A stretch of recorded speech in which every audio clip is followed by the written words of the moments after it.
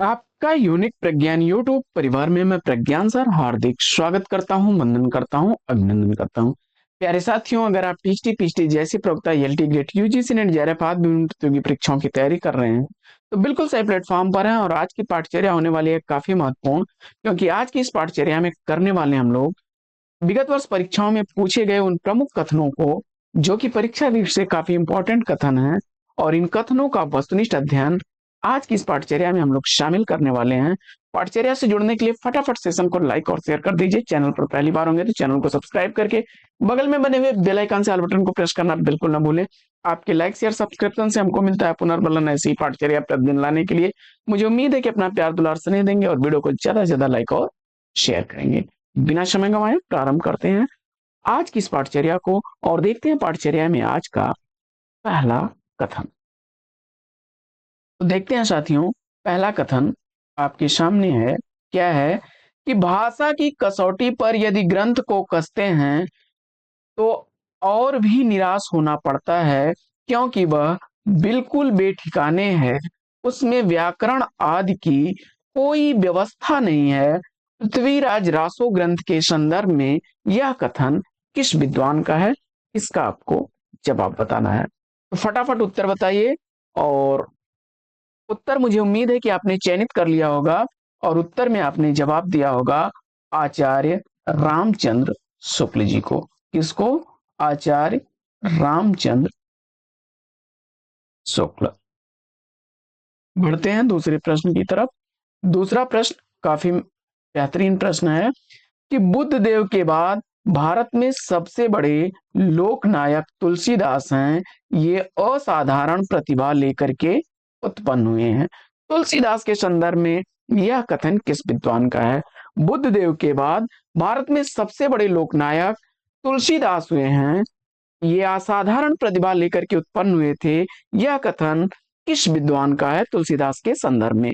फटाफट उत्तर चयनित करिए। और इस प्रश्न का जवाब आपने चयनित कर लिया किसको? जॉर्ज ग्रियर्सन महोदय को। तो बिल्कुल सही जवाब है आपका जॉर्ज ग्रियर्सन। ग्रियर्सन महोदय ने कहा था तुलसीदास के संदर्भ में।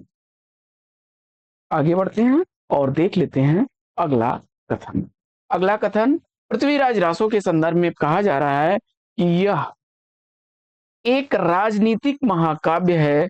दूसरे शब्दों में राजनीति की महाकाव्यात्मक त्रासदी है। यह कथन किस विद्वान? फटाफट आंसर चयनित कर लीजिए। और इसका उत्तर आपने किसको चुन लिया? डॉक्टर बच्चन सिंह को। तो बिल्कुल सही जवाब के साथ हैं आप। डॉक्टर बच्चन सिंह द्वारा कहा गया यह कथन है। तीसरे कथन के बाद बढ़ते हैं हम लोग चौथे कथन की तरफ। चौथा कथन देखते हैं साथियों। कथनों पर आधारित जिस पाठ्यपुस्तक से ये कथन संकलित किए जाते हैं और आप तक पहुंचाए जा रहे हैं, इससे संबंधित अगर पुस्तक आप प्राप्त करना चाहते हैं अथवा उसका पीडीएफ लेना चाहते हैं तो इसके लिए आप हमें संपर्क कर सकते हैं। व्हाट्सएप नंबर 9415 94 0501 पर। 9415 94 0501 इस नंबर पर आप व्हाट्सएप करेंगे। अगर पीडीएफ लेना चाहते हैं तो पीडीएफ के लिए आपको टाइप करना होगा पीडीएफ 99। और अगर इसकी प्रिंटेड कॉपी लेना चाहते हैं तो प्रिंटेड कॉपी के लिए आपको टाइप करना होगा HINDI हिंदी 2024 और लिख करके आपको भेज देना है 9415 94 0501 पर। आपको पीडीएफ के लिए एक सहयोग धनराशि 99 रुपए की देनी होगी साथियों। 99 रुपए की एक सहयोग धनराशि देनी होगी। और वहीं प्रिंटेड बुक प्राप्त करने के लिए अगर आप अपने घर पर इस पुस्तक को मंगाना चाहते हैं तो इसके लिए 259 रुपए की एक सहयोग धनराशि आपको देनी होगी, जिससे कि यह पुस्तक आप तक पहुंच सके। तो साथियों, पाठचर्या को फिर से हम लोग कंटिन्यू करते हैं और देखते हैं अगला कथन कि कथा की परीक्षा इतिहास की दृष्टि से नहीं, काव्य की दृष्टि से होनी चाहिए। पुरानी कथाएं काव्य ही अधिक हैं, इतिहास वे एकदम नहीं हैं, यह कथन किस विद्वान का है? कथा की परीक्षा इतिहास की दृष्टि से नहीं, काव्य की दृष्टि से होनी चाहिए। पुरानी कथाएं काव्य ही अधिक हैं, इतिहास वे एकदम नहीं हैं, यह कथन किस विद्वान का है? और इस प्रश्न का सही जवाब चयनित करिए। चौथे कथन का सही उत्तर आपने किसको चुन लिया है? आचार्य हजारी प्रसाद द्विवेदी जी को, हजारी प्रसाद द्विवेदी जी को बिल्कुल सही जवाब के साथ हैं। आगे बढ़ते हैं और देख लेते हैं पांचवा कथन। पांचवा कथन साथियों देखिए, काफी रिपीटेड यह भी प्रश्न है कि लेकिन जोर देकर कहना चाहता हूं कि अगर इस्लाम नहीं आया होता तो भी इस साहित्य का 12 आना वैसा ही होता जैसा आज है। लेकिन जोर देकर कहना चाहता हूं अगर इस्लाम नहीं आया होता तो भी इस साहित्य का 12 आना वैसा ही होता जैसा आज है। यह किस विद्वान का कथन है? जवाब में आपने सही उत्तर के रूप में आचार्य हजारी प्रसाद द्विवेदी जी को चुना। आचार्य हजारी प्रसाद द्विवेदी जी को चुना तो बिल्कुल राइट आंसर के साथ ना हजारी प्रसाद द्विवेदी जी सही जवाब। आगे बढ़ते हैं और देखते हैं हम लोग अगला कथन। छठवां कथन ले लेते हैं। छठवां कथन है कि इनमें कोई संदेह नहीं कि कबीर ने ठीक मौके पर, इसमें कोई संदेह नहीं कि कबीर ने ठीक मौके पर जनता के उस बड़े भाग को संभाला जो नाथ पंथियों के प्रभाव से प्रेम भाव और भक्ति रस से शून्य और शुष्क पड़ता जा रहा। यह कथन किस विद्वान का है? और जवाब में आपने किसको चुन लिया? आचार्य रामचंद्र शुक्ल जी को। आचार्य रामचंद्र शुक्ल जी को चुन लिया। आगे बढ़ते हैं और देखते हैं अगला कथन। सातवां कथन क्या है? काफी रिपीटेड है कि भारतवर्ष का लोकनायक वही हो सकता है जो समन्वय करने का अपार धैर्य लेकर आया हो। यह तुलसीदास के संदर्भ में किसके द्वारा कहा गया कथन है? भारतवर्ष का लोकनायक वही हो सकता है जो समन्वय करने का अपार धैर्य लेकर आया हो। यह कथन है किसका? आचार्य हजारी प्रसाद द्विवेदी जी का। आचार्य हजारी प्रसाद द्विवेदी जी का कथन है। साथियों बढ़ते हैं आगे और देख लेते हैं आठवां कथन क्या है? राधा कृष्ण के प्रेम को लेकर के कृष्ण भक्त की जो काव्य धारा चली उसमें लीला पक्ष अर्थात वाह्यार्थ विधान की प्रधानता रही है। यह कथन किसका है? और जवाब में आपने किसको चुन लिया? राधा कृष्ण के प्रेम को लेकर के कृष्ण भक्त की जो काव्यधारा चली उसमें लीला पक्ष अर्थात बाह्यार्थ विधान की प्रधानता रही। यह कथन है आचार्य रामचंद्र शुक्ल जी का। किसका है? आचार्य रामचंद्र शुक्ल जी का कथन है। आगे बढ़ते हैं और देखते हैं नौवां कथन क्या है कि ये ब्रज भाषा के मतिराम जैसे कवियों के समकक्ष हैं और कहीं कहीं तो भाषा और भाव के माधुर्य में पद्माकर तक से टक्कर लेते हैं। बेनी प्रवीण के संदर्भ में यह कथन किसका है? ये ब्रज भाषा के मतिराम जैसे कवियों के समकक्ष और कहीं कहीं तो भाषा और भाव के माधुर्य में पद्माकर तक से टक्कर लेते हैं। बेनी प्रवीण के संदर्भ में यह कथन किस विद्वान का है? और जवाब में आपने सेलेक्ट कर लिया है किसको? आचार्य रामचंद्र शुक्ल जी को। तो राइट आंसर है आपका आचार्य रामचंद्र शुक्ल जी। आगे बढ़ते हैं और देखते हैं अगला कथन। अगला कथन है कि शुक्ल जी के विरोध में मत व्यक्त करते समय उन्हें कई बार पढ़ लेना चाहिए। यह किस विद्वान ने कहा था? शुक्ल जी के विरोध में मत व्यक्त करते समय उन्हें कई बार पढ़ लेना चाहिए। यह कथन किसका है? तो डॉक्टर बच्चन सिंह का है। किसका कथन है? डॉक्टर बच्चन सिंह का कथन है। आगे बढ़ते हैं और देखते हैं 11वां कथन। इनकी प्रतिभा प्रखर इनकी प्रखर प्रतिभा ने मानो पद्माकर की प्रतिभा के साथ साथ रीतबद्ध काव्य कला को पूर्णता तक पहुंचाकर छोड़ दिया। यह कथन किसकी है? यह कथन किसका है? डॉक्टर बच्चन सिंह उत्तर चुन करके राइट आंसर दिया है। आगे बढ़ते हैं और देखते हैं अगला कथन।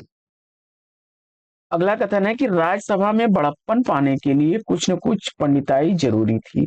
कविता न सही रीत ग्रंथ ही सही, असफल कवि आलोचक बन जाता है। यह कथन किसका है?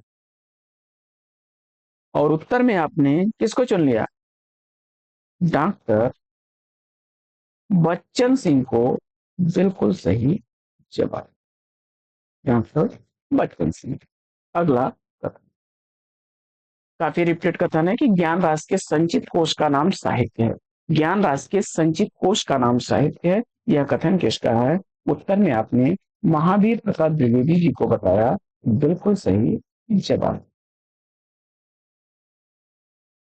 आगे बढ़ते हैं और देखते हैं अगला। अगला कथन है कि सबसे उत्तम कहानी वह होती है जिसका आधार किसी मनोवैज्ञानिक सत्य पर होता है। सबसे उत्तम कहानी वह होती है जिसका आधार किसी मनोवैज्ञानिक सत्य पर होता है। यह कथन किसका है? जवाब में आपने मुंशी प्रेमचंद को चुन लिया। राइट आंसर है मुंशी प्रेमचंद सही जवाब। आगे बढ़ते हैं और देखते हैं अगला कथन। 15वां कथन है कि काव्य संसार के प्रति कवि की भाषा प्रधान किंतु क्षुद्र वैयक्तिक संबंधों मानसिक प्रक्रियाओं की कल्पना के ढांचे में ढली हुई प्रेम रूपा प्रभाव उत्पादक अभिव्यक्ति है। यह कथन किस विद्वान का? जवाब में आपने किसको चुन लिया? बाबू गुलाब राय को। किसको? बाबू गुलाब राय। राइट आंसर है आपका बाबू गुलाब राय। आगे बढ़ते हैं और देखते हैं अगला कथन। अगला कथन है कि यद्यपि मैं उर्दू का बड़ा पक्षपाती हूं, लेकिन मेरे विचार में हिंदी को भी भाषा या बोली कहना उचित नहीं। यद्यपि मैं उर्दू का बड़ा पक्षपाती हूं, लेकिन मेरे विचार में हिंदी को भी भाषा या बोली कहना उचित नहीं। यह गारसा द ताशी का कथन है।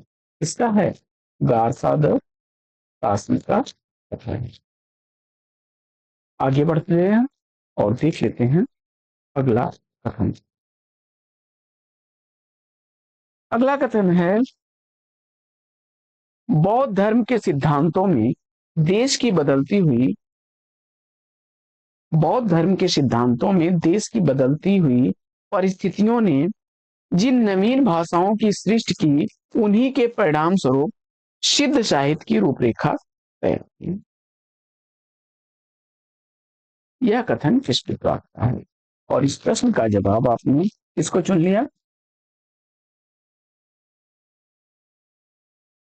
राम कुमार वर्मा जी को राइट आंसर के साथ है। आगे बढ़ते हैं आगे और देखते हैं अगला कथन। अगला कथन है 18वां कथन आपके सामने है कि व्यंग्यार्थ कौमुदी में पहले लक्ष्य है और बाद में लक्षण। लक्ष्य अंश मूल नया प्रयोग कहा जा सकता है जो परिपाटी विरुद्ध है। प्रताप शाही के संदर्भ में किसका कथन? डॉक्टर बच्चन सिंह उत्तर चुन करके आपने सही जवाब दिया है। डॉक्टर बच्चन। आगे बढ़ते हैं और देखते हैं अगला कथन।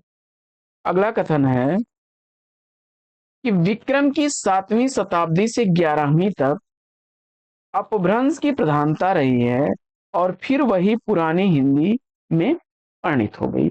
यह कथन किसका है? विक्रम की 7वीं शताब्दी से 11वीं तक अपभ्रंश की प्रधानता रही है और फिर वही पुरानी हिंदी में परिणत हो गई। यह कथन किस विद्वान का है? उत्तर में आपने किसको चुना? चंद्रधर शर्मा गुलेरी जी को। राइट आंसर के साथ हैं आप चंद्रधर शर्मा गुलेरी। आगे बढ़ लेते हैं और देखते हैं अगला कथन। 20वां कथन आपकी स्क्रीन पर कि सिद्धों और योगियों का रचनाओं का जीवन की स्वाभाविक अनुभूतियों की ओर दशाओं से कोई संबंध नहीं, अतः वे शुद्ध साहित्य के अंतर्गत नहीं। सिद्धियों और योगियों का जो है, जो रचनाएं हैं, उनका जीवन की स्वाभाविक अनुभूतियों और दशाओं से कोई संबंध नहीं है, अतः वे शुद्ध साहित्य के अंतर्गत नहीं आती हैं। यह कथन किसका है? जवाब हो जाएगा आचार्य रामचंद्र शुक्ल जी का।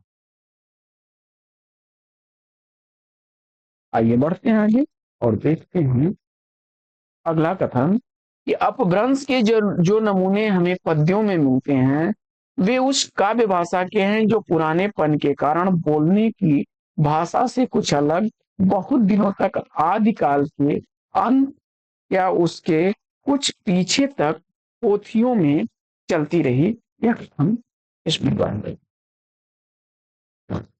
आचार्य शुक्ल उत्तर लगा करके आपने रामचंद्र शुक्ल बिल्कुल सही जवाब दिया। आगे बढ़ते हैं और देखते हैं अगला कथन। अगला कथन है कि डिंगल कवियों की वीर गाथाएं, निर्गुणिया संतों की वाणियां, कृष्ण भक्त या रागानुगा भक्ति मार्ग के साधकों के पद, राम भक्त या वैधि भक्त मार्ग के उपासकों की कविताएं, सूफी साधना के पुष्प, मुसलमान कवियों के तथा ऐतिहासिक हिंदू कवियों के रोमान और रीत काव्य की छह धाराएं अपभ्रंश कविता का स्वाभाविक विकास है। यह कथन किसका है? जवाब में आपने आचार्य हजारी प्रसाद द्विवेदी जी को चुन लिया। हजारी प्रसाद द्विवेदी जी को राइट आंसर के। अगला कथन देखते हैं रहीमदास के संदर्भ में कि उनकी उक्तियां ऐसी लुभावनी हुई कि बिहारी आदि परिवर्तित कवि भी उनमें से बहुतों का अपहरण करने का लोभ न रोक सके। यह कथन किसका है? तो रहीमदास के संदर्भ में आपने यह कथन शुक्ल जी का बताया, तो रामचंद्र शुक्ल बिल्कुल सही। आगे बढ़ते हैं आगे और देखते हैं अगले। अगला कथन है कि अपने पौरुष से हताश जाति के लिए भगवान की शक्ति और करुणा की ओर ध्यान ले जाने के अतिरिक्त दूसरा मार्ग ही क्या था? यह कथन किस विद्वान का है? जवाब हो जाएगा इसका भी जवाब आचार्य रामचंद्र।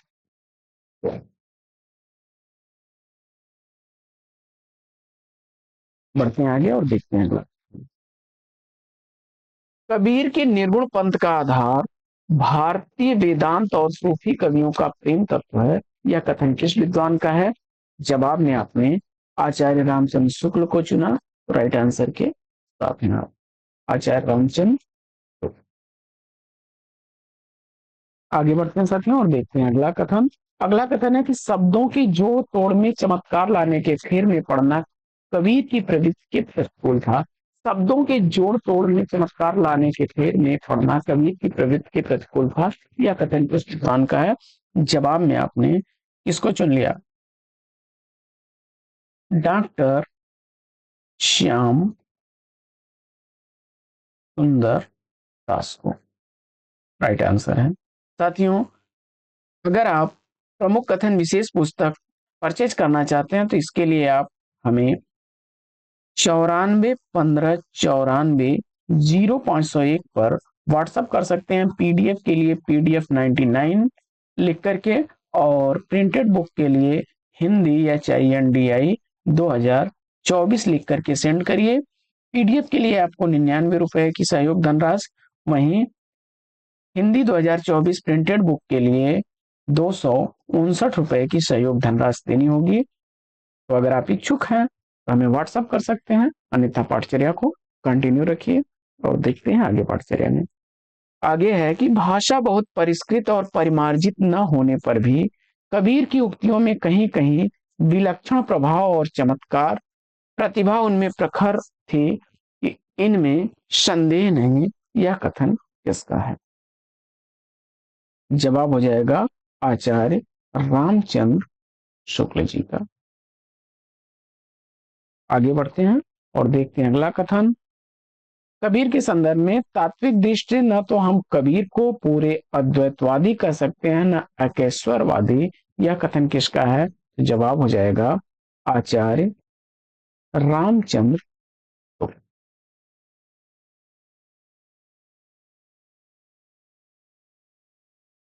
अगला कथन है साथियों कि हिंदी भक्ति काव्य का प्रथम क्रांतिकारी पुरस्कर्ता कबीर हैं।